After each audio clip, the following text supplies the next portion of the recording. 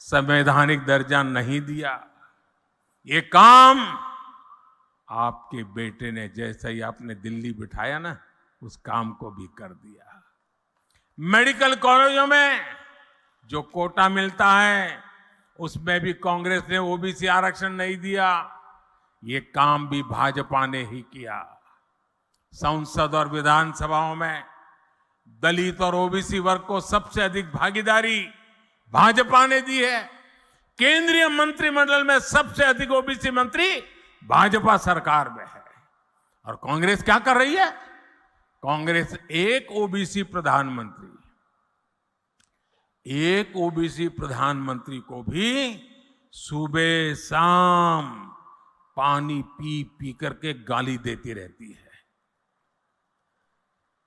चलो भाई, आपको पेट में दर्द होता कि एक ओबीसी कैसे प्रधानमंत्री बन गया, हम मोदी को गालियां दे रहे हैं।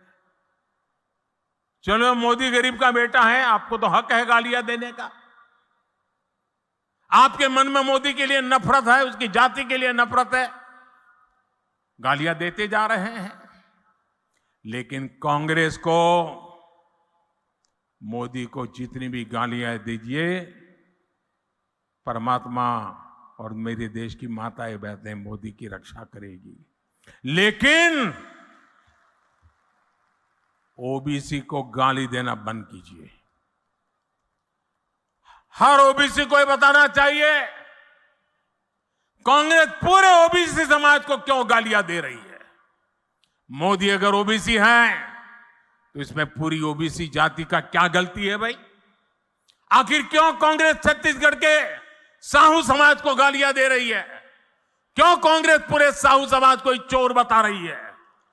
कांग्रेस के एक नेता, मैं नाम नहीं लेना चाहता, मोदी को गालियां देने के साथ ही पूरे ओबीसी समाज को गालियां देते फिरते हैं और मोदी पूरे समाज को चोर कह दिया।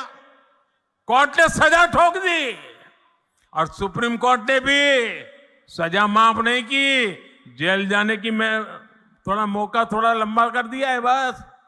मैं जानता हूं छत्तीसगढ़ का ओबीसी समाज, पूरे देश का ओबीसी समाज ऐसी कांग्रेस को कभी माफ नहीं करेगा।